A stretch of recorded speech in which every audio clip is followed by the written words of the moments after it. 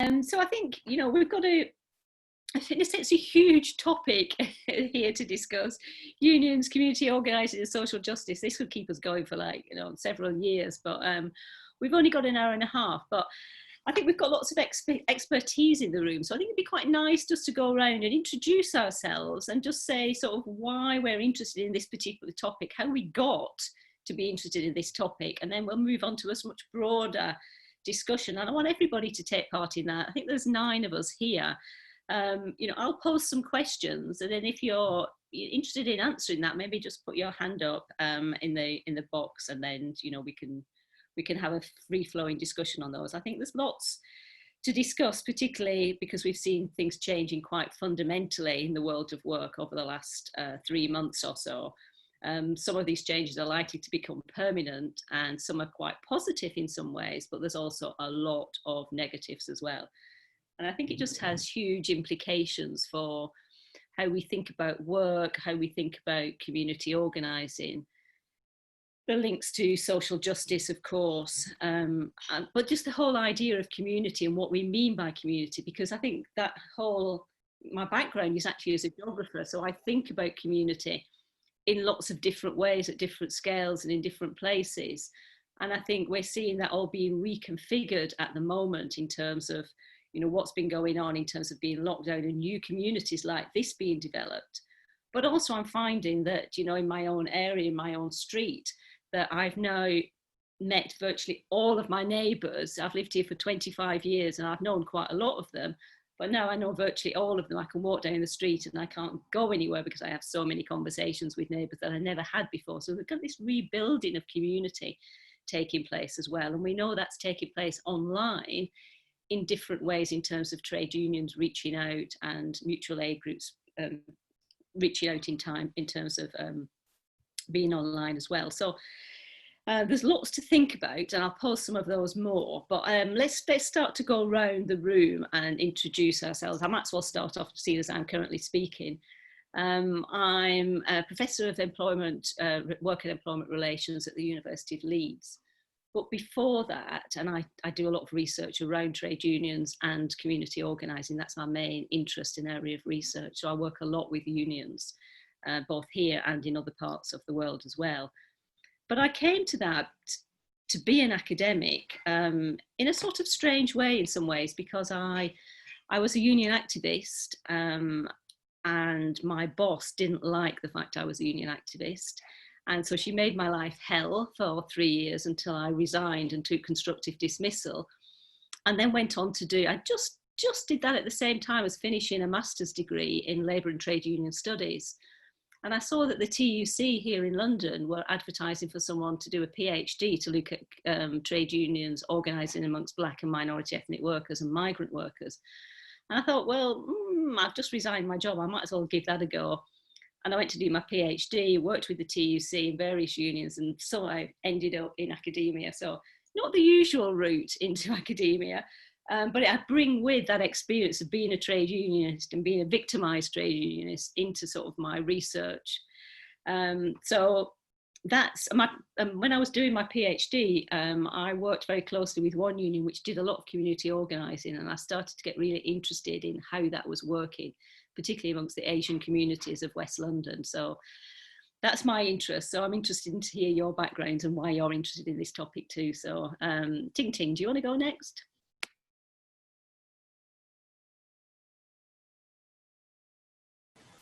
Sorry. You're muted at the moment. Yeah. Sorry about that. You unmuted yourself, but then I accidentally muted you in an effort to unmute. That's my bad. No, it's all good. Thanks, Natalia. Hi, everyone. My name is Tingting Zhang, and I'm an assistant professor of management at Merrimack College in Massachusetts, United States. And I did my PhD in at the Center of Industrial Relations and Human Resources at the University of Toronto. So I'm IR scholar who ended up teaching, HR in the business school. Yeah, but my deep in heart, I still an industrial relations scholar. Like my passion really lies in how unions speak on social media.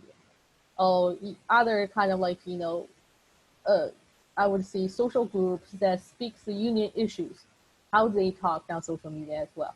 So that's part of my the kind of research interest that drove me to the industrial relations program and doing my PhD. But I did my PhD. I started my PhD 5 years ago. Back then, even though we have the Obama success, even though we have the Arab Spring really talking about things on social media, but still, like, when I ask folks, should I do social media research on union, and everyone is like, forget about it. And the funny thing is, the first time I presented this line of research, in conference, I got a feedback from one of the participants, is a diehard labor organizer. He's like, this is not us.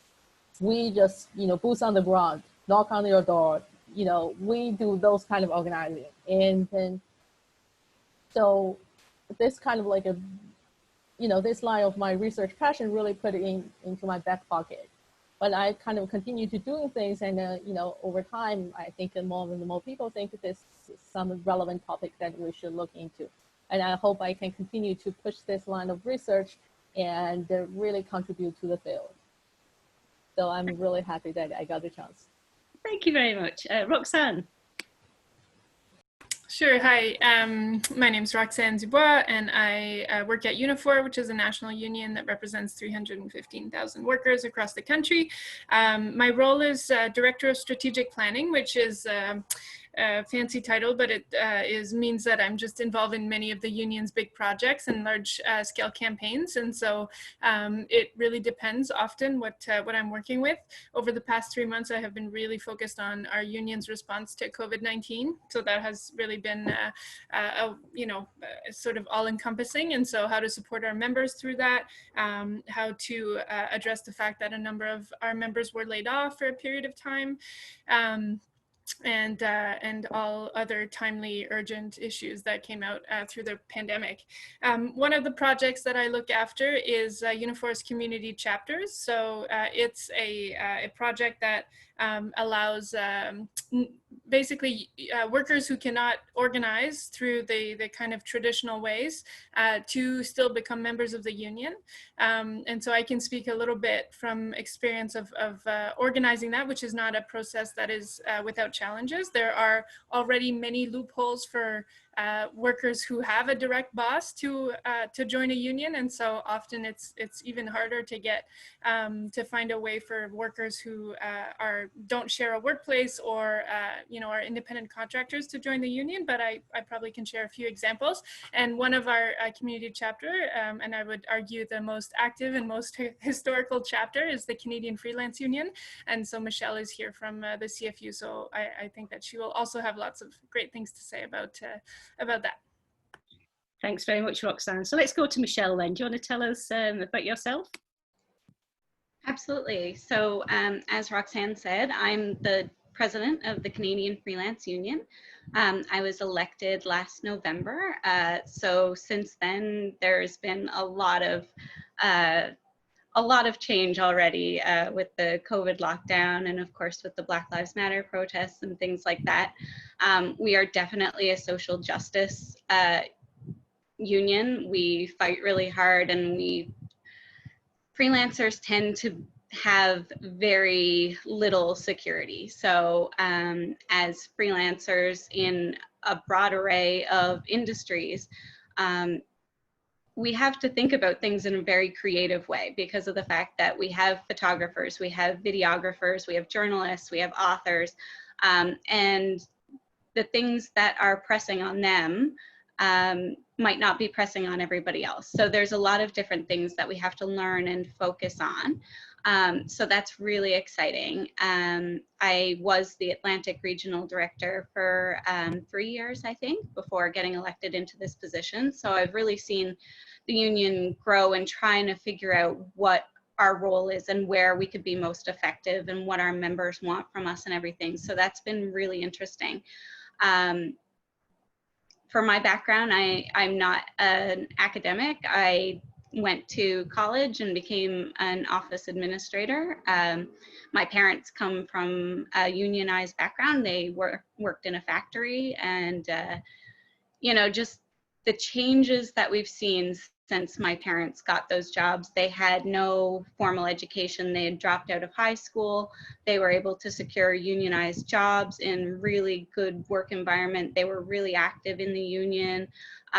They had great protections. They had access to overtime if they wanted it, pension, vacation time, all of that. And when I was 18, 19, 20, they moved, the company moved to West Virginia because they didn't want the union anymore. And that was their way of union busting. So all of those really good, well-paying jobs left that small rural town in Ontario. And things are very different there now. And things are very different for my parents now. And I think that that's being seen everywhere, that people are really struggling. And unions, I think we're still organizing as if we're dealing with, you know, what my parents had, when we're organizing in a very different world, in a world with a lot more internationalism and a lot more ability for companies to move and to take with them their jobs and everything. So I think a lot about that and about what unions can do to try to adapt to our very weird world. Thank you very much for that. Okay, so Bénédicte.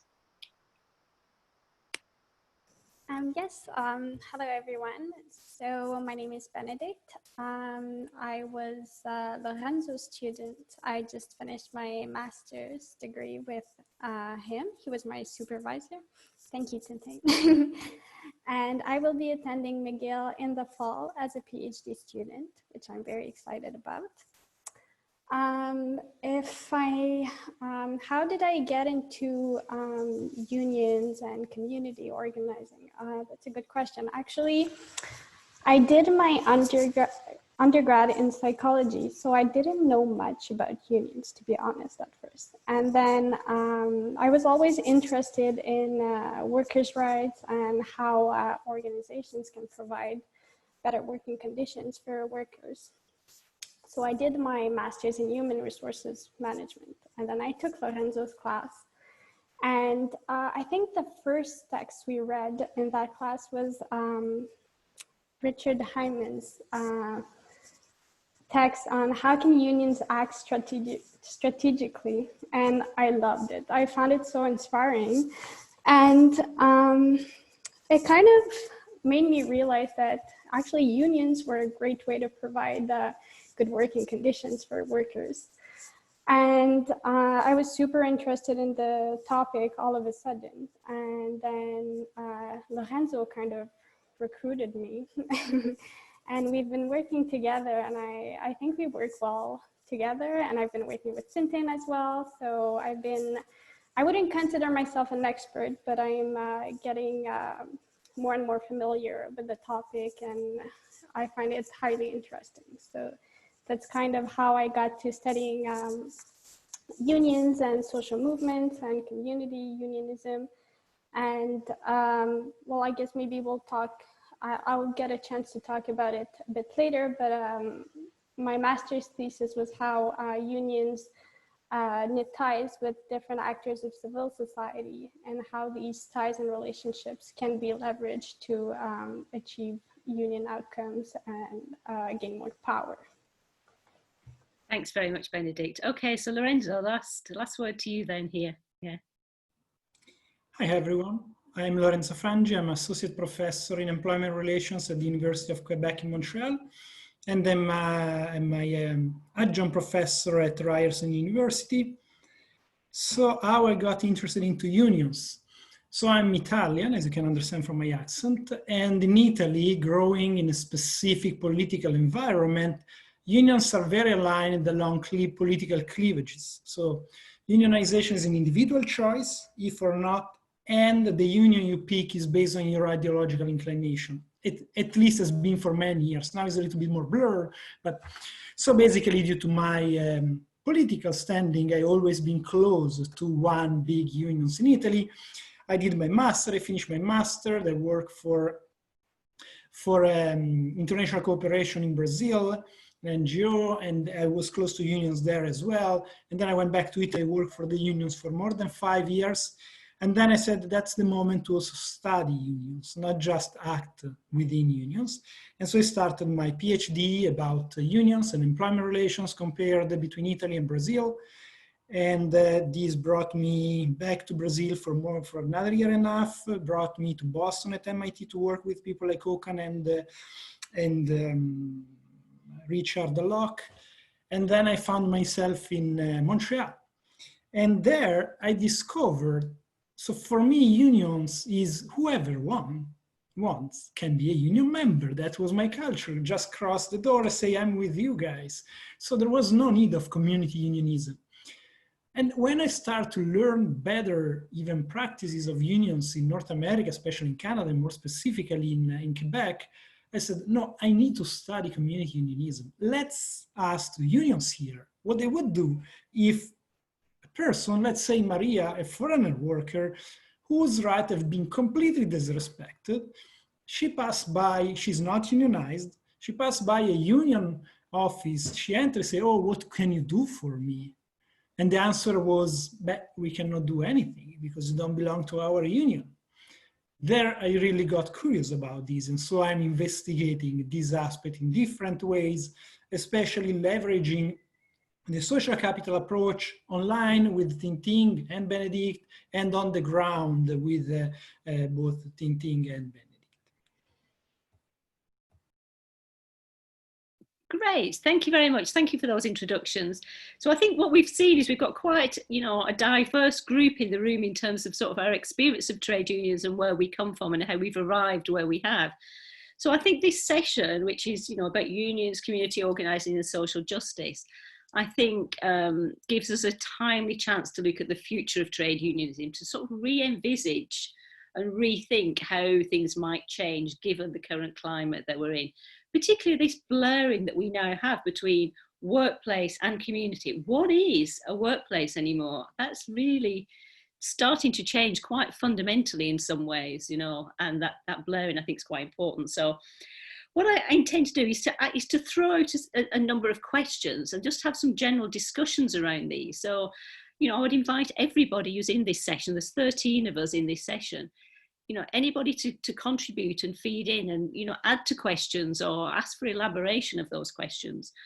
Because I think there's lots of experience here, and I think it's a real way of just trying to radically rethink, about trade unionism and about how we might think about it differently. So, okay, so I'm going to start off with a question, and whoever wants to come in, first of all, to answer it or to question it or to talk about it in some way, then just indicate. So our first question is, what does the current changes to home working mean for workplace trade unionism?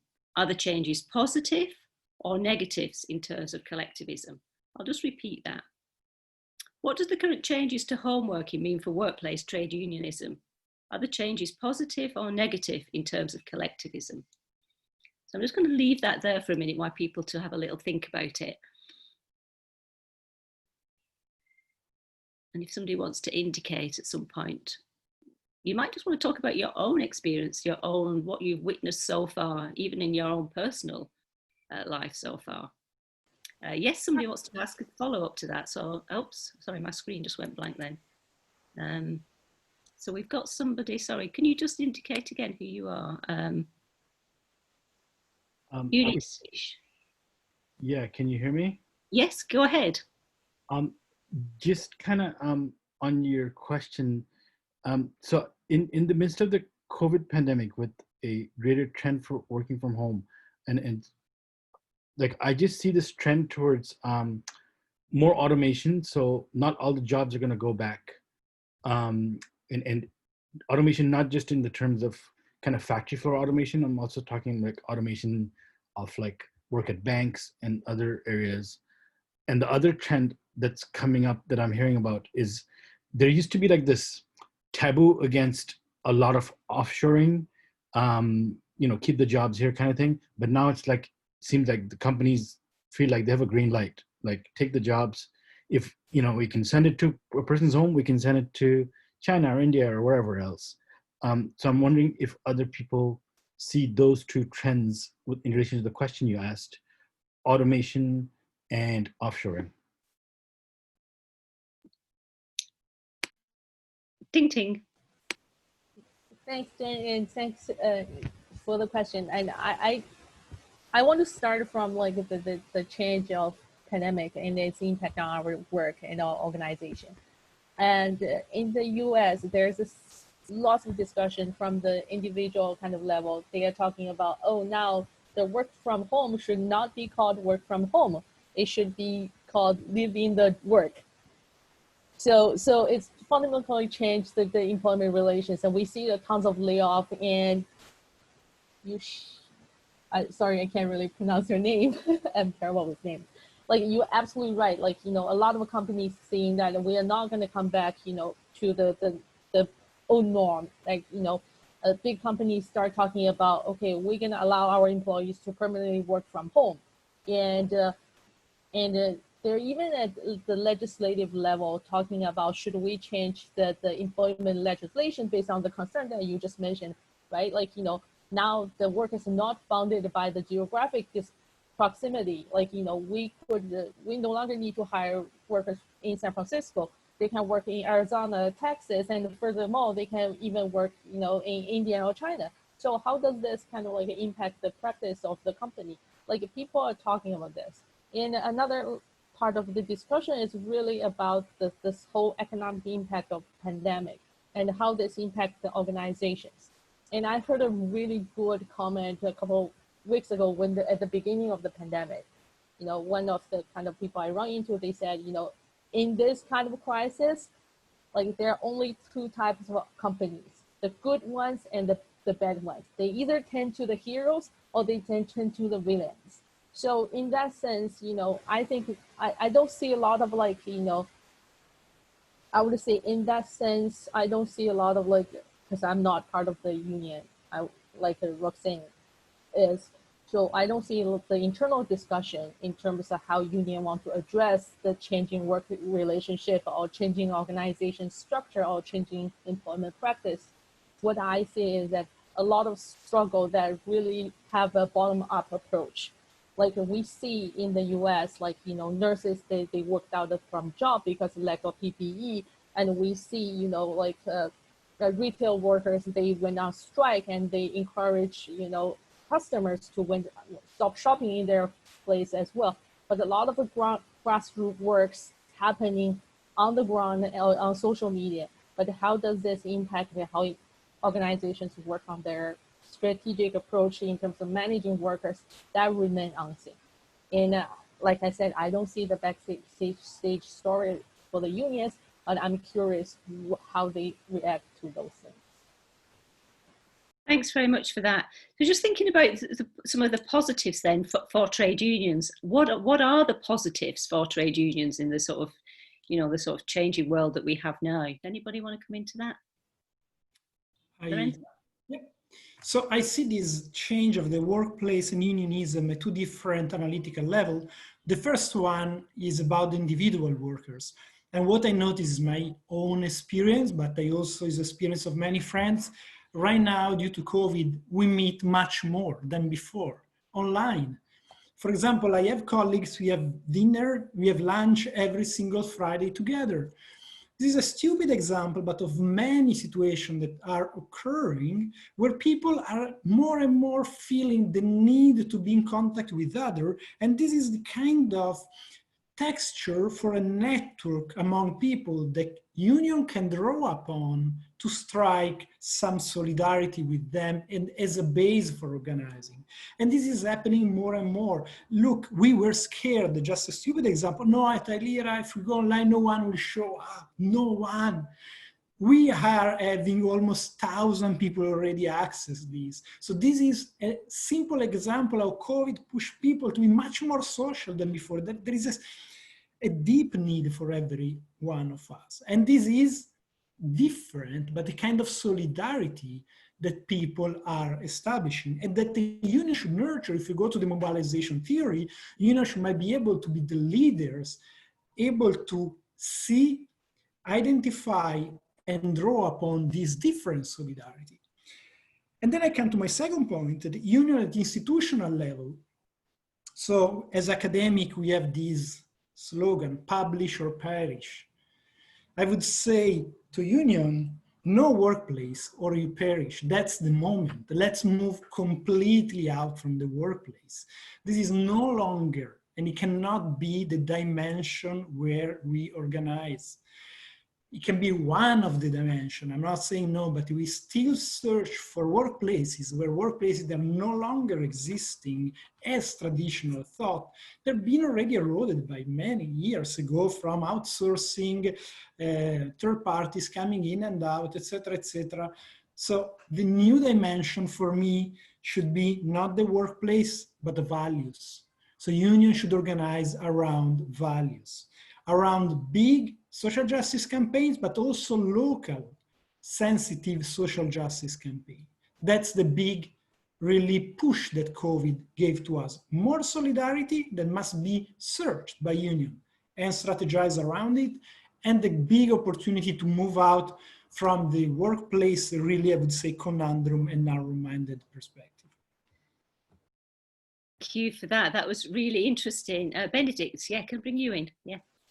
Yes, thank you. I just want to follow up on what Lorenzo said and answer your question about what are the positive aspects, because I think there are significant challenges as workers are isolated for sure. But I mean, I think it opens a door for unions to move past workplace-based unionism and to transition towards community unionism. Because of very simple things. I'm speaking with my friends and we do completely different jobs. Like I do research in my home and she usually works in a call center. And we both have the same issues. Oh, my back hurts because my, my desk is not, I'm not set up properly in my home. And we find similar issues that we can build solidarity on. And as much as this crisis highlights universal issues, it also highlights particular issues that certain groups face. Here in Montreal, there is a neighborhood that is one of the poorest in Canada. And they've been deeply affected by the COVID crisis because there's a lot of immigrant workers there that work in home cares. And we've seen how they were much more affected by this crisis. And I think that's an opportunity for union to organize around community and to build power there and to transition towards whole worker organizing, because the issues that they faced were not just related to the workplace, they were related to racism that they faced in their community. The fact that they had, yes, poor working conditions, but they had, for those who worked from home also, they had limited access to internet and things like that. So there was kind of a mix up between the personal aspects and the work-related aspects on which unions can strategically act upon, I think. Thanks very much. I just want to share with you two examples. I think those are really interesting points. Two examples from my own workplace in terms of how unions could respond positively to the change, and it has positive implications. Firstly, you know, of course, we've been having our union meetings online. But what's interesting about it is the fact that more and more people are attending. I know there's all sorts of issues, and that obviously attracts people to go into their union meetings.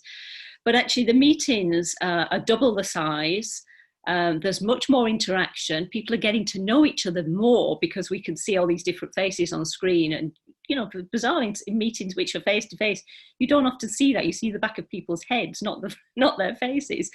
So that's one interesting thing. But also in terms of sort of, you know, interactions with management. So we've been having, you know, staff meetings online, but our staff meetings have been 350 people. And as a union, we've managed to intervene in these staff meetings in the way that we've never done before. A, because we've never had staff meetings of that size before. But now we can get right in there and start to have discussions in the chat boxes, putting our hands up to speak first of all, and actually changing the whole direction of the meeting with management and getting concessions from management in the meetings, pinning them in front of the 350 staff where they've not got a chance to escape. So we're actually finding that we're actually getting far more positive reaction from management because they're actually having to make these decisions with 355 people watching them. And these, you know, being recorded as well. So they can't say, oh yeah, we said that in a meeting, but we didn't really mean it. But it's recorded there and the intervention's coming. And what we're seeing as well is that people are saying to us in the chat box and in the private messages, oh, I didn't really know the union was this active. Like, how do I get involved in the union? People joining online in staff meetings, which we've never, you know, never seen stuff like that before. So there's huge potentials to, you know, up our levels of activism within these meetings. So Michelle, yeah, you indicated. Yeah, so this is kind of like frontline stuff for the CFU, the Canadian Freelance Union. A lot of us already do work from home, but not only that, we also have already dealt with what happens when our industries are now open up to a global market. What happens when we're competing with people who, you know, have different economic needs and who can maybe charge lower fees and things like that. We've been dealing with, you know, exploitative, large companies who don't care about their employees, or the people who use the platforms, things like that. So if you're a freelancer and you're working on Upwork or whatever, like, they don't care about individual freelancers. You can have your account suspended or banned, and that's just, you know, just another number to them. To them, the idea is that there's always going to be someone to replace you. I think also we have a lot of people who, when newsrooms were shutting down, when they were cutting back, things like that, you know, suddenly they were just looking to freelancers. So to fill their, you know, if they need a photographer, if they need a journalist, if they need some research, instead of hiring on a staff person to do that, then they're just looking at freelancers. So then they're downloading all of the costs onto us. So we have to take care of our own vacation time. We have to take care of our own health insurance. We have to take care of our own taxes and things like that. So this is definitely something that our members have been dealing with in a lot of different ways. And really, like, some of the only answers to that are political changes. Like, we need, like, right now, the definition of a union in Canada is something that collectively bargains. So, it, you know, our union, we don't collectively bargain because we can't. So, you know, when we're talking about what unions can be, like, one of the first things that we kind of need to look at is what can we get, like, what do we want to lobby politicians to change, and how's that going to look? And that needs to be done with the input of the people in the industries. So in California, they tried to pass, or they did pass Bill AB5, and it was basically, like, it was touted as a pro-worker thing. It was intended where they wanted more employers to define that the relationship is an employee-employer relation. But the litmus test of what makes you an employee is so restrictive. So if you're writing 2 articles a month for a big paper, you're still a freelancer, that's fine. But if you're a lower income journalist, maybe pumping out like dozens of articles, then you're considered an employee. And so then you just get cut. And that puts a lot more burden on you to try to have to hustle and have to try to work harder to get more clients so that, you know, you're still a freelancer. So when we're lobbying for changes, we really need to make sure that we're talking to people who are going to be directly impacted by those changes and make sure that we're saying the right things. As for the pros of the COVID stuff, I'm really pleased to see that there's been a lot more focus on accessibility. So one of the big complaints that's been for years about conferences, you know, meetups, things like that, networking events, is that they're not always accessible. Not always accessible for reasons of disability, for mental illness, for childcare, for travel, things like that. So they did tend to attract a certain type of person who tended to be a bit more well off and able to, you know, attend, take a day off work and things like that. So I've been seeing a lot more focus on making things accessible, allowing people to engage with material on their own time. You know, you can watch a video and pause and come back to it, you know, if somebody needs care, or if you need to do something. So I think that's a really positive thing that we'll be seeing in the future. This is something that, you know, disabled activists have been pushing for 20 years, you know, being able to do their work from home, being able to have these accommodations. And they were always told, no, we can't do work from home arrangements. We can't do webinars, or like we can't have a video recording for our conferences. It's not doable. And now suddenly we know it is. So I think that the ability, workers now know that their workplace can accommodate. And, you know, there's a lot of positives in that, I think. Thanks very much, Michelle. Okay, I'm going to move on to the second question. I'm sure we could, you know, go on for quite some time on that, but I think we've identified quite a few positives there for trade unions. But my next question is specifically about the rise in mutual aid groups. You know, I don't know where everybody else is in the world, but I certainly know what's been happening here in the UK in terms of mutual aid groups. There's one for every, you know, neighbourhood across the country almost. So given this rise in mutual aid groups and the working together that we've had, helping each other out as sort of, you know, neighbours and community, how can we create a new form of trade unionism at the level of community that taps into these new community formations?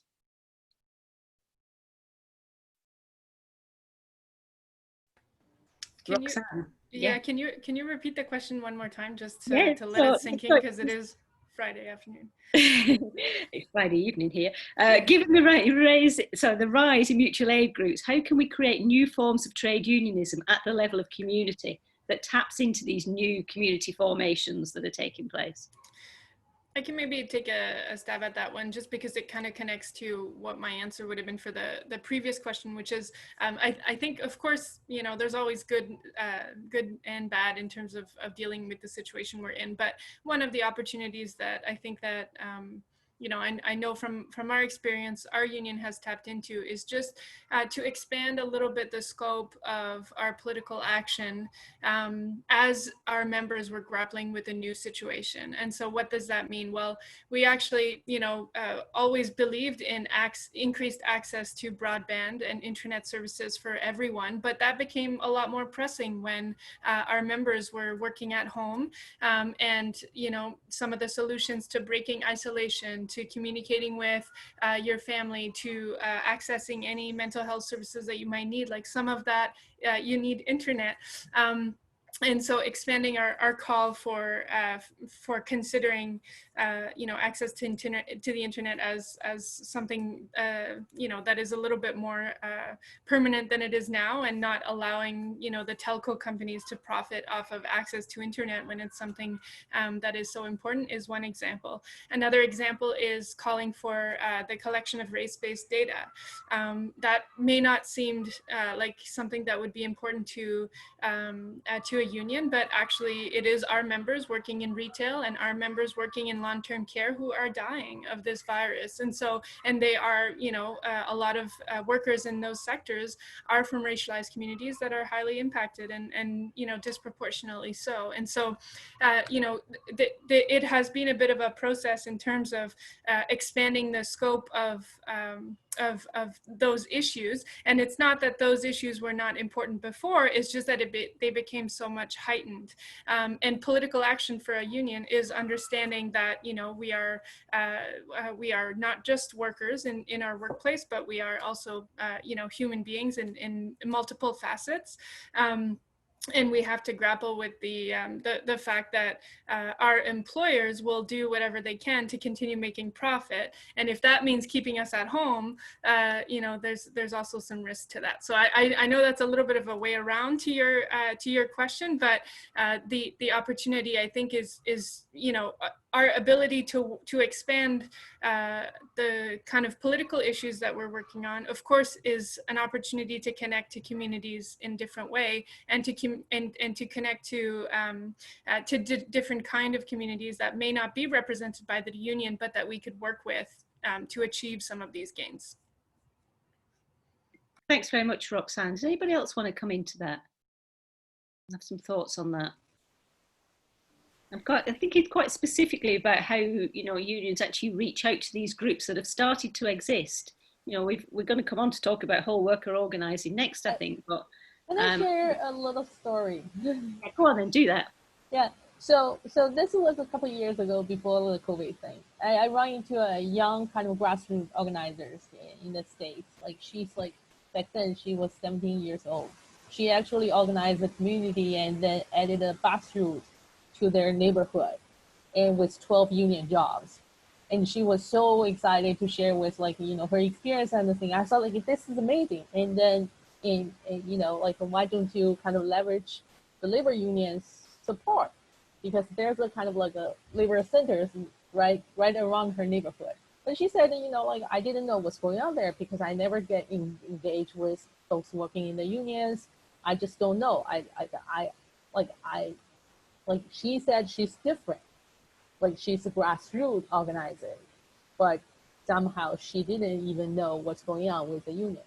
So, like, you know, this conversation kind of like, you know, I said, okay, this, like, you're pretty much doing the union job, you know, organizing people and getting, you know, the need for the community. So maybe you can kind of like reach out to the union folks.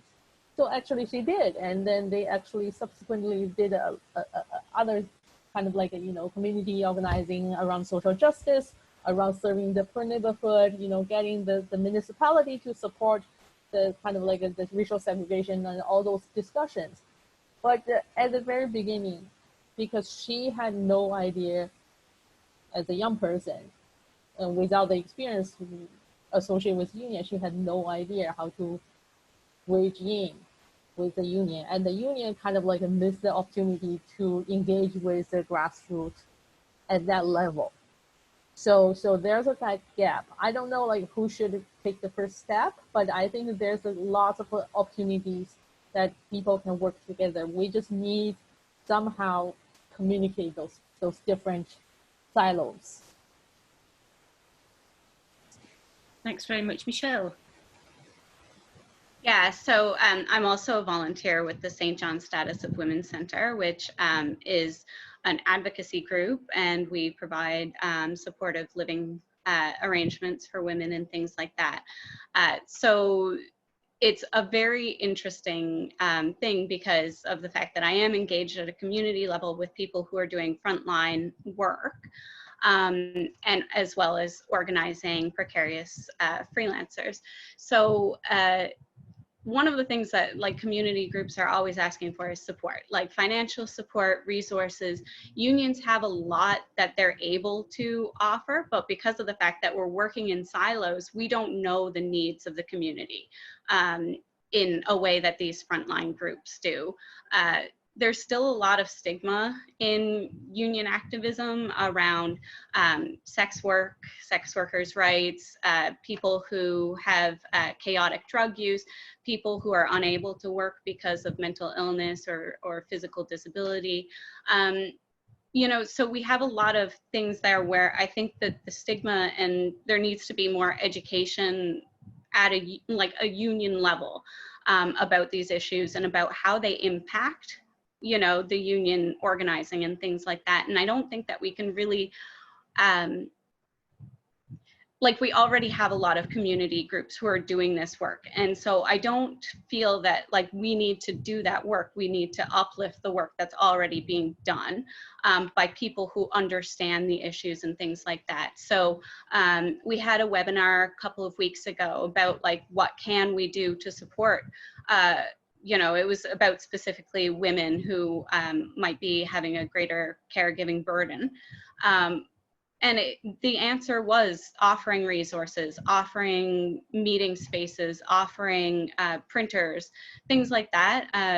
they mean a lot to community groups because they are running on a shoestring budget. Most of these people are working as volunteers, giving a lot of time and effort and energy, like with the Black Lives Matter protests. Like these are people who don't have, you know, possibly like steady employment, who are now organizing full time as a volunteer. And what can we do to support those ongoing efforts and allow us to be led by these groups who are living in these communities and who know what they need and who know, you know, how to ask for? Like, how do we build that solidarity with these groups that they can come to us and ask for those resources and know that we are on their side and that we are able to support them? Because right now I feel like there is kind of a divide between unions and community. And I feel that people look at unions as being like pretty white and pretty like bougie, like, you know, we're not seeing it on the same side. So I think we need to do a lot of work to bring those voices in and to show that we're not just here for the middle class, whatever that is. Like, we are actually here for the workers, and we are wanting to organize workers. Like, that's our focus. But also, what about people who can't work, and how can we support those people as well? Thanks very much, Michelle. I've got Ushnish I'm going to bring in next, but I just wanted to just to connect to that. I did a presentation earlier about Unite Community, which is a section within the largest trade union here in the UK, which has a community section as an adjunct to the industrial sector of the union as well, to try and, you know, bridge that gap between unions and community, and to try to, you know, draw in community organisers, you know, to find a space within the union family, as they put it. So maybe we could talk about that a little bit later at some point. But Ushnish, I think you came next, and then I think it was Bénédicte who indicated. Yeah.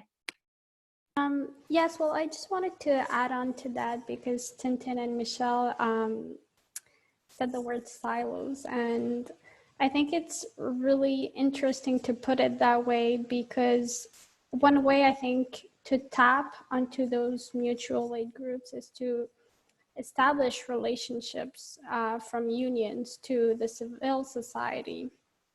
And the work I've done during my master's thesis was really about that. And we found that unions do establish a lot of relationships with civil society actors. We found that they reach out to the general population. They kind of have fishing lines, and they try to bring in more people, more support to the union. They reach out to identity-based group, and those relationships are very useful to push for the rights of more oppressed groups. We found also that they have sometimes long-lasting traditions of collaboration with civil society organizations. What else did we find? They also reach out to friends, family, acquaintances of union members to bring in more people. And we found all those interesting relationships. But one thing that we did find also is that there was not a lot of effort to bring all those people together, to kind of build solidarity among all of those contacts. All those relationships were kind of in silos, as you said. They had the relationship with the CSO, a civil society organization. They had relationship with their members, relationship with a bunch of people, but we didn't see many initiatives to really create a network of solidarity, to strike synergy among the resources that these people could bring to the labor movement, or just social movements in general. So, I mean, I don't really have an answer to that right now, but I think unions must find ways to make those relationships more permanent, more embedded in their culture, and to move past beyond reactional ties that, oh, there's something going on, we're gonna build a coalition to actually fight for that issues, but have those relationships that are really permanent and there to stay, so that people are aware of what's going on in general. Thank you very much, Bénédicte. Ushnish?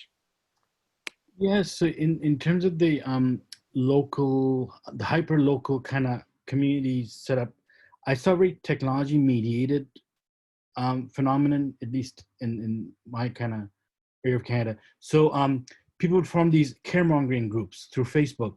And sometimes it's like 100 people in small communities to thousands of people in larger communities, right? Like myself, I used something called Nextdoor, which is again like a commercial organization that it's hyper local. Like it's not 10,000 people, it's just 1,000 people in my neighborhood. And initially it was kind of, okay, anybody need help, I go get groceries for you and whatnot. So that was a positive thing. But my concern is that we kind of strengthened the hand of the large tech companies. We kind of went to defaulted to the tools that are available. Like nobody had the time to build like a open source community-based tool in that context. But like in terms of the deliveries, again, initially it was, yeah, can I, if there's a neighbor that's kind of quarantined and can I get groceries for you? But now all the grocery stores and other companies have now the delivery systems in place, but they too have gone to the Ubers and other technology companies that are very anti-union. And so I just think we strengthened the hand of a lot of the technology companies that are very anti-union and anti some of the principles we stand for.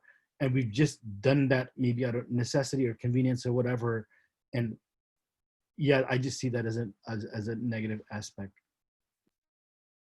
I think that's a really important point to raise. Yeah, I'm interested to see whether there's any other comments from people on that topic or anything else, or we can, if you like, move on to the next one, which is about whole worker organising. In some sense, it ties very much into that. It's something that Jane McAlevy's talked about quite a lot in her writings. So my question is, does whole worker organising provide food for thoughts in terms of new ways of organising? And any of our other participants, feel free to come in and join in the discussion or ask questions.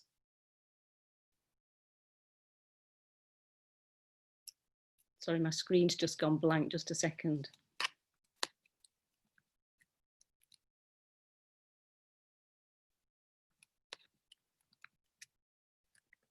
Sorry about that, my screen just went blank. Did anybody indicate then why I was gone for a second? No, but I can try. Well, Roxanne. So I think, sorry, can you just again just repeat the question so it sinks in? Sorry about that. Oh, you're muted, Jane. Oh, Jane, we didn't hear you. Sorry. Sorry. The question was, does whole worker organising provide food for thought in terms of new ways of organising? Yeah, so I think that I've touched on it a little bit. Of course, we don't just fight for workers' rights. We do as unions. That's part of the struggle, but it's not the only thing. And I think that that's, perhaps it goes counter to the impression that people have. But of course, fighting for public services is part of an integral fight of the union. Fighting for wages and benefits and job security. But I think there's something a little bit more than that, and to me this the whole worker perspective is also there's this idea of economic justice, and the fight that we're gonna face, I think, in the coming coming months and years, is the fight for good work. And I think that there will be a huge push. I think that we're at risk of losing some of the good jobs that we currently have in our countries. And this idea that we would not fight for that, I think is, it's going to be really difficult. We know how strong capitalism is, and it means that we know that there will be a push for in Canada, for example, where I am, of course, some of the best jobs come from the manufacturing sector. And I mean the best jobs in terms of economic wages and protection and job security and pension and retirement security. Those jobs are at risk. Like, they may leave this country for all sorts of supply chain reasons, for all sorts of finance reasons. And so where does that leave us as whole workers if there is not enough work to guarantee the well-being of workers in our country. And you know, I think that we're kind of early in this process because we don't know exactly how this crisis will roll out. I think that we are underplaying it if we don't think there's a financial crisis coming. And I think that there's you know, there's going to be a lot of questions about what that means for people who don't own companies and don't own capital. And so I think, to me, that's kind of where I am. And I think, you know, unions can do a good job at fighting to make the jobs that exist good. But at this point, we're fighting for the jobs. We're fighting to make sure that there is, you know, some wealth coming to working people. So. Thanks very much, Roxanne. Michelle?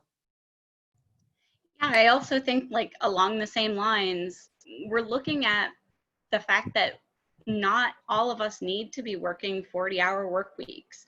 And there is a lot of push to do 4-day work weeks, to do reduced work weeks and stuff like that. I mean, when we look at like the unemployment rate only looks at people who are currently looking for a job. It doesn't mean that everybody who's not working, but only people who are currently working, looking for a job. And so that means that, like, at any point in time, there is a segment of our society who wants to work but can't. And we've just accepted that as that's normal, that's fine. And we've set up some, you know, a little bit of like safety nets around that. But we're getting to a point in our society when we really have to ask, do we all need to work? Do we all need to have jobs in order to live a comfortable life? Do we all need to work as much? So I really think that, like, yeah, we really do have to look at what our future, like, what future do we want? Do we want to fight for the good jobs and keep them 40-hour-a-week jobs and all of that? Or is there other ways that we can look at what, like, why do we work? Like, the nature of work and what purpose that has for our society, because I believe that work has meaning to us as individuals. Beyond capital, beyond that, that's one of the core, you know, a lot of people think of that as a core part of their personality, as their work. So I think that it really is time to look at the nature of work and the nature of organizing and what fights we want to have, so. Yeah, Lorenzo.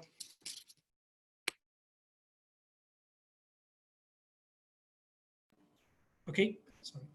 So going back to home workers organizing as a new way of organizing, I see three main potentials. So the first one is about this kind of solidarities that are being developed among co-workers that you already tapped upon. The second aspect, and then looking in terms of mobilization theory and injustice, the first are common needs that can be trivially, but not that stupid, a chair, a comfortable chair to work at home, or even more importantly, a good family work balance and how I can share the space in between work and the kid and the wife and the neighbors, and having one computer, the other one has to go to school online, etc., etc. All in all, to say there are very important common needs that cut through many different jobs, they cut through many different sectors right now that are not at all sector specific, that can be the base of the perception of injustice. And this injustice, union can galvanize it to see this injustice coming from employer, not just from the situation, not just from COVID-19. Clearly, it's one of the triggers, but there is something else. And there are now more evident injustices. For example, I start with the fake news that in our meetings on Friday noon with our colleagues, we're having dinner and saying stupid stuff as usual, but having fun. And one colleague say, oh, our university, we know, is financially struggling. Say, you know what, our building, that is a nice building, half of it right now is going to become a condo. They rent out, so they use all the revenues to fill in all the financial difficulties we had.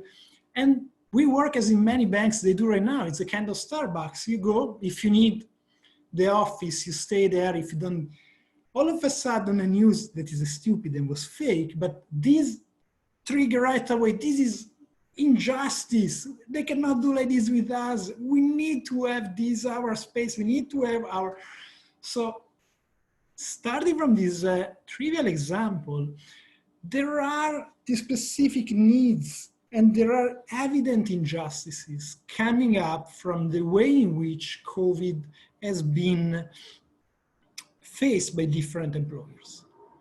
And this especially in comparative terms across employers. And people can be made aware, workers can be made aware of these different ways. So there is this space based on small solidarities, based on common needs that cut across several workers, and evident injustices that can be the new way to organize based on the experience of home workers. Thanks very much. I just wanted to add something in terms of the idea of whole worker organising and new ways of organising.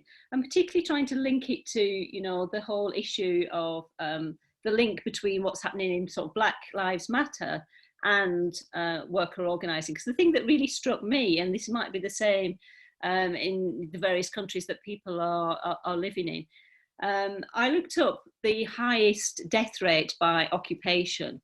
Does anybody want to have a guess what it was? Here in the UK, go on, Michelle. Retail. Isn't it garbage collectors? Or no? No, I would guess retail. Mining, fishing, garbage collectors are some of the top. Okay, in the UK, it was taxi drivers. And then secondly, it was transport workers. But you look at who drives taxis in the UK. The people who drive taxis are minority, Black and minority ethnic groups. You know, recent migrants. The same with transport, largely with transport workers as well. So I think these things give us a real opportunity to have, you know, to tell stories about, you know, the exploitation of people from minority ethnic groups and work and employment, and to tie these things together, because we can't ignore, and we have done for far too long, what's going on in people's personal lives and what's going on in the workplace as well. I remember when I was doing my PhD, I was doing a case study in a sandwich factory in West London, and 99% of the workforce there were from Black migrant groups. And the union had been trying to organise this workplace for years and years, and they weren't really getting anywhere. And I was following them around for ages, and I kept thinking about, well, what are the issues that these workers have? And the union was saying, well, it's to do with pay. But actually, when I talked to the workers said it wasn't to do with pay. They expected to be low paid. They were migrant workers, and that's what they expected to happen to them. But it was the racism in the workplace. It was the differential treatment of them compared to the white factories in the north of England. But this was, and you could have discussions with the union officers about this, and they were going, no, I don't really see race. But, you know, and there was lots of stuff around sort of their migrant status things, and these things were never brought together. So this idea of whole worker organising, with unions being much more aware, and that's not to say that they're not aware of these things, but actually, you know, being led from those group of workers and their personal experiences as the way to move forward, I think something that we could really concentrate on as well. So, okay, I'm going to move on to my next question, because I want to bring in the issue of power. Power is something that I've been thinking a lot about recently in terms of trade unions and different types of power and how we use power. And again, I think this is becoming much more evident, you know, since the lockdown and the COVID crisis. We have to think about how we change things in different circumstances. Just to give you one example here in the UK, our government has been paying for food vouchers for children who can't afford, who were getting free school meals. And they said just a week ago, we're not going to do that anymore. Come the summer holidays, whenever those holidays are, it's hard to distinguish what a holiday and what's not. When the summer holidays comes, we're not giving vouchers for children who desperately need to be fed. And one of our famous footballers, don't ask me, you know, anything about football because I don't really understand it at all, and it's not my area. But one of our famous footballers started tweeting about this and just said, you know, I come from a background, you know, I am now paid, you know, whatever they get paid, hundreds of thousands of pounds a year. He said, but my background, I was brought up on free school meals because my parents couldn't afford to feed me. And so he started this campaign just on Twitter, and within a matter of days, the government had changed its mind precisely because of that. So, you know, it's about, you know, the way, you know, we think about power in different ways. Anyway, so my question is, how could trade unions rethink how to use power to effect change in our current and changing working environments? So I'll just repeat that. How can trade unions rethink how to use power, different forms of power as well, to effect change in our changed working environments? Maybe I'll try. I think one of the things that unions have that most most other groups don't have, including activist groups or different social movement organizations, is a democratic structure. And sometimes there is, you know, there is a clunkiness about democracy that makes it sometimes slow and unpleasant to the media or to like quick reacting you know, quick response kind of, you know, rapid issues. But there is also strength in a democratic process. And I think that we would agree with that as, you know, people who are, well, maybe not everybody, but people who believe in kind of people power would believe that there is strength in the democratic process in which you know, a union has to sometimes have hard discussions on the floor of a convention that brings the membership along to a different position that they may not have. This is how in Unifor we have repeatedly had conversations about gun control that a lot of our members do not agree with, but that we can continuously bring to the floor. There is a debate about it, and the resolutions always passed for greater gun control. Why? Because, you know, all sorts of reasons. I'm not going to get into it. But the space available through a union, we have access to a cross section of the working class that we otherwise would not have any contact with. And so if we have a hope in hell in fighting racism, it is by talking to white workers. It is by having those hard conversations with oil and gas workers about how we need to address climate change. And without the union, there is no other space in society for those people to connect to a democratic structure or to progressive ideas. And so I think that that's a power that, you know, that I'm interested in building within our unions. And I think that that is something that is lacking in most other civil society organizations, in most of, you know, in a lot of social justice organizations, in corporations, it is lacking. And so if there is ever a way to bring, you know, actual strength to it, then that's what's interesting. Thanks very much. Yeah, Lorenzo. Yeah, so I rethink the use of power of union to reshape, I would say, and to empower some kind of workers. This is more than ever the moment where union can leverage public opinion. So I saw many people going to the grocery shop and really thanking workers there. You're doing a great job. You're there for us. And those are workers that in Quebec are earning $11 and something per hour before taxes. And generally young, generally for lower level families. And this is something that union can empower a lot and use that power.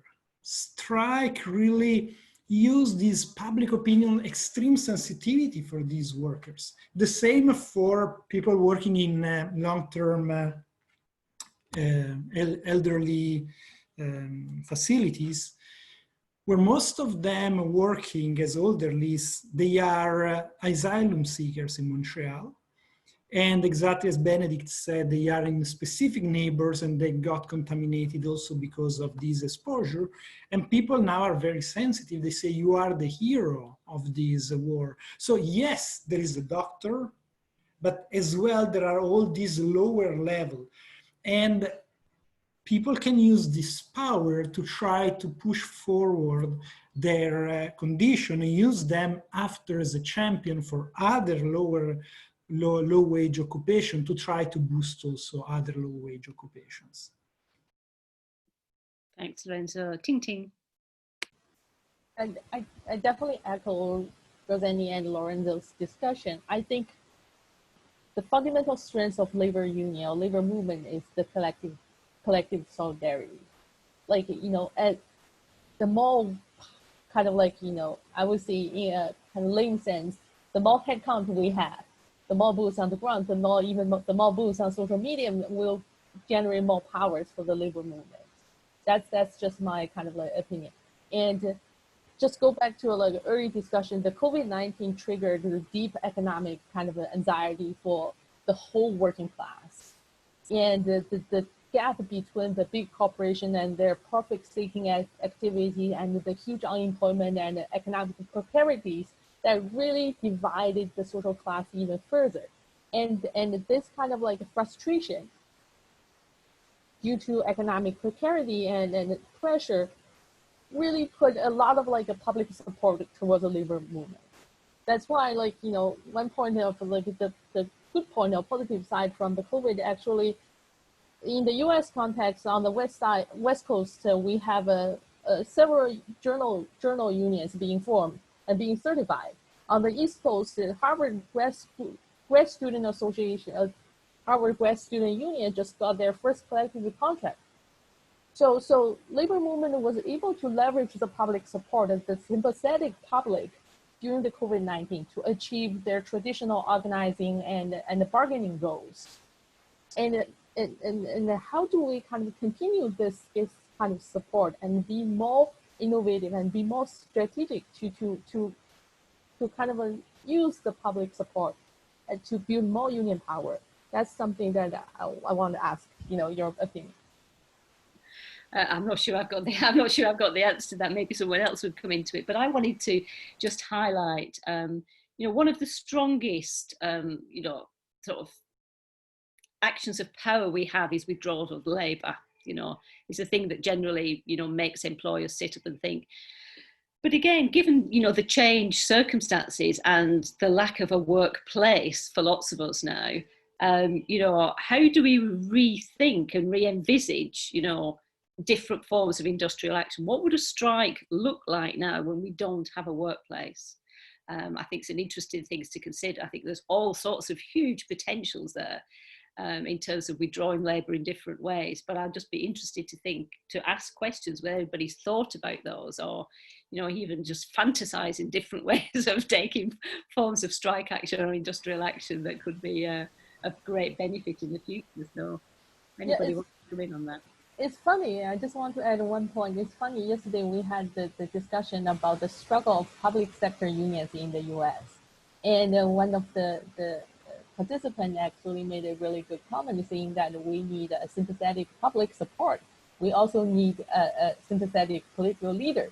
So one of his kind of solution to current struggle is really, the elections in November. I'm not sure. I don't know, like I just feel uncertain about,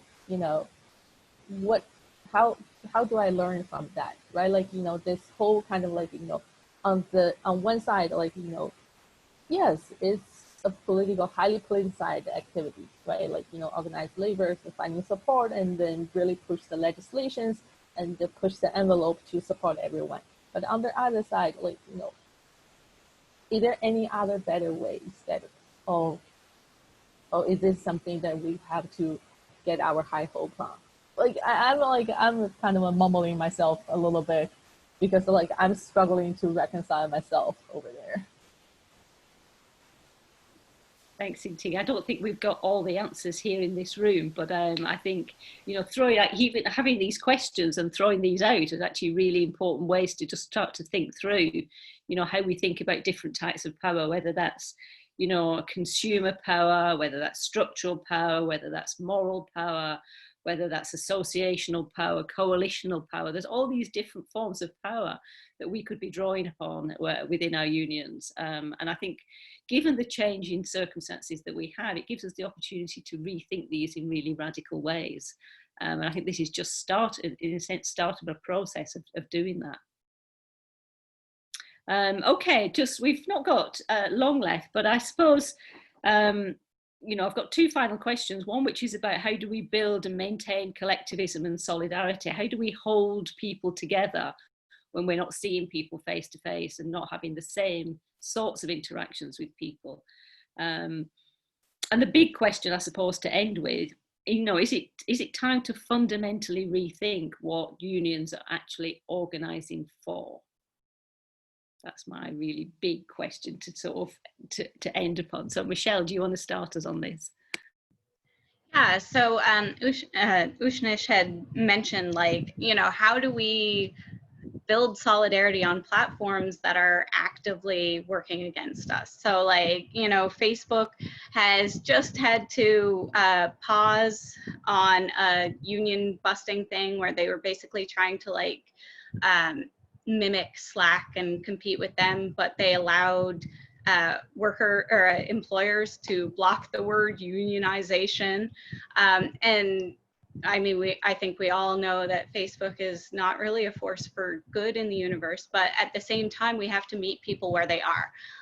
So there's a lot of people on Facebook. Like, that is where a large segment of our society gets their news, they get their opinions, they form relationships, things like that. So I think that, yeah, we need to meet people where they are, but we also need to try to rethink, why do social media companies like have so much power, political power, the ability to influence people, like, to determine what news gets spread and shared? Like, why is that power with individual corporations that don't have a responsibility to the public good? I would, in a perfect world, I would love to see that those be nationalized, that they be taken over by, and I know that there's problems with that as well. Like, then you have government oversight, and what happens when the government wants to shut things down, and what does that look like? So, I think that there needs to be kind of a broad range of things. I would love to see more community groups be able to be led, but, like, forums have really been replaced by social media and by really large sites. And the algorithms on those sites do not always favor rational discussion, education, communication. Like, you see the rise in hate clicks and things that are meant to be inflammatory just because comments push that up to, more people and things like that. So then you also have, like, people like our page on Facebook, but they're not seeing our posts. And now suddenly we have to give money to Facebook, who are, not politically neutral, and they are actively working to sabotage us, and we're giving them money and, ad revenue and things like that to do so. We have Nation Builder, and Nation Builder bragged about how they helped get Trump elected and things like that. And it's like, that's where we, like, what we're using to organize. So I think that there's a lot of problems with how, like, what tools we have available to us right now.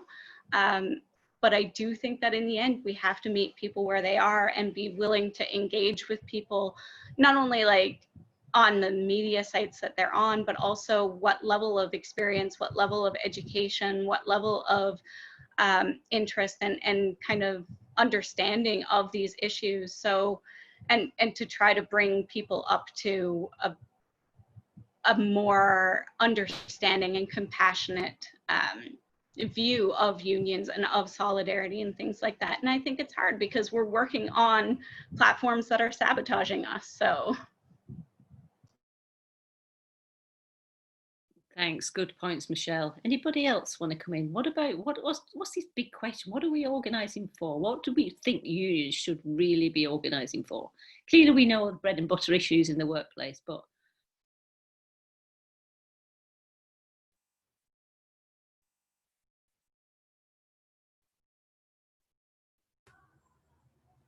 I don't mind. Oh, go ahead, Bénédicte. No, go on, Roxanne. Well, I mean, we still live under capitalism. So unless I haven't been told, but so I think that, I mean, that our fights change as, our relationship to work changes, and as the forces that we're under affect, you know, the way that we work and the constraints imposed on us.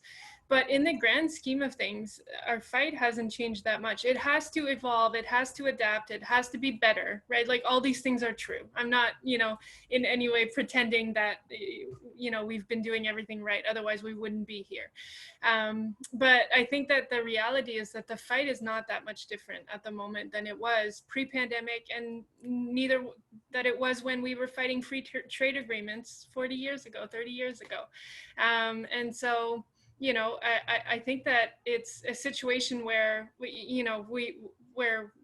dealing with things that are different, but the overall balance is not really changed. And so that helps me to kind of set the course. Is like, I think we're fighting, you know, this exploitative system that doesn't allow anybody to be a whole worker and to be a whole person. And I think that the way that fight takes shape is where we can be creative and where we can be better, for sure. Good points, but I suppose my response to that would be: is that how we articulate what we do to our members? I'm not quite sure. I'm not quite sure it is. Bénédicte. Well, it's closely linked to what you were just saying. I think it's a matter of. I might not have a very pragmatic answer, but it's a matter of organizing around people and not issues that are put forward by union leaders. And that's a challenge because,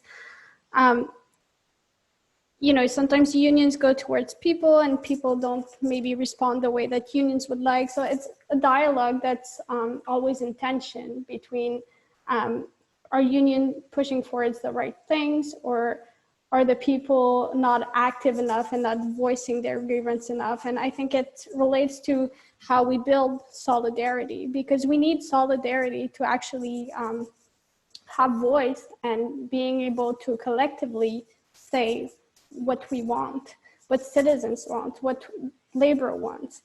And it's hard because I say we need to organize around people, but do people actually come together to say what they want? It's kind of, I don't have a pragmatic answer, unfortunately, but I think it's a big challenge to kind of initiate change and first know what people want. I think Tintin wants to respond to that.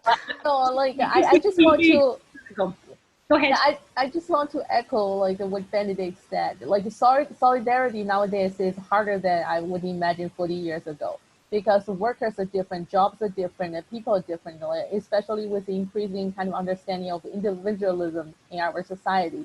So building solidarity is more challenging, even though the fundamental kind of like struggle is the same. How do we kind of bring all workers with different preferences, different backgrounds, different ethnic culture, you know, understanding how do we bring them together and build solidarity? That's the biggest challenge that I see the contemporary unions are facing, right? Like, even though we try to organize migrant workers, even though we try to kind of like, you know, really understand how do we kind of like, you know, work with different type of workers in the same workplace, you still have this like, you know, occupational stratification. You have a class struggle within the labor movement. So I think this is something that we need to kind of continue to kind of foster the discussion, really like bringing the community, because that's kind of where we see people as people, right? But if we want to build the kind of like, you know, solidarity and build the workers' power, build the collective power to fight austerity, to fight against, you know, this big corporation or exploitative works, then we need to really understand what solidarity means and how do we achieve that. Thanks very much, Tingting. Yeah, Lorenzo. Yeah, I guess you're speaking about maintaining solidarity. Yes, sorry, I had a sun issue quickly and came back. So union, to maintain solidarity, I see this on 3 different levels. First is to reach out for these different silos we mentioned and nurture this relationship throughout time. The second and most important aspect is really to harness these different links and relationship with these different silos to really blur as much as possible the boundaries of each of these silos. So union with this strategic role of harnessing different relationships of different groups, identity-based rather than solidarity-based, rather than friendly-based, etc., etc. To push not just a kind of mobilization, a shallow mobilization, but really an organizing of a creation of a constituency. But there is another solidarity, and this is something that I'm studying with Bénédicte Tony, who just left for family issues. It is solidarity within unions for a community unionism perspective. So who perceive within unions solidarity as a broader concept that should include community unionism, social movement unionism.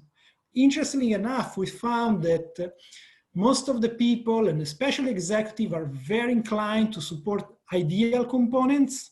Let's cover the rights of everyone. Let's be more open. Let's engage in political action. But then almost no one support pragmatic actions, like let's give money to non-unionized people to have a lawyer to defend them.